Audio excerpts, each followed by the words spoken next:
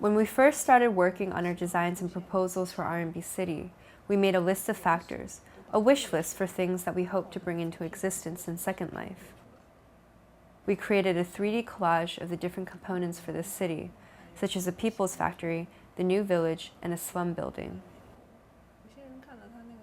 What we were attempting to do was to select a series of images from a wide range of Chinese cities with distinctive characteristics, and overlay and superimpose them onto this virtual city. We would then turn this model over to the builders of Second Life, our virtual architects, so that they could reload the 3D model back into Second Life.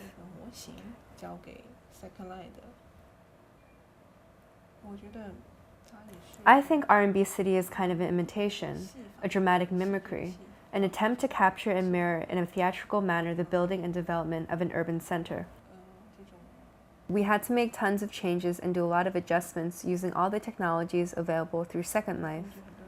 Originally, we had planned to have the project finished within 3 months, but eventually the sheer volume of the work dragged us down.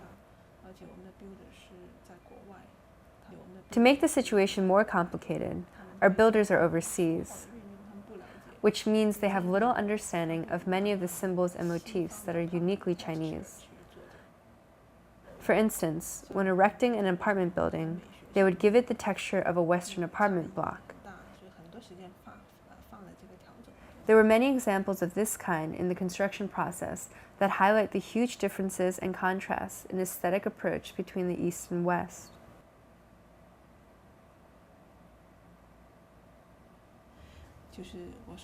In fact, I now realize that RMB City is somewhat like a traditional Chinese brush painting in the depiction of the towns, the hills, the mists and clouds, the people, the skyline above, and the earth below.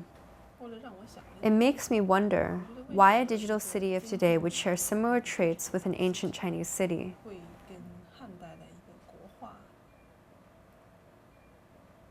I have a feeling that perhaps we had grown up with this aesthetic sense imbued in our blood, that had always been part of our upbringing without our realizing it. And when you look at the world and then design your own new world, unconsciously you use this intrinsic and built-in system to do your planning accordingly. In retrospect, I realize that I have always been looking for these connections, the differences and similarities between the past and present, the Asian and the Western.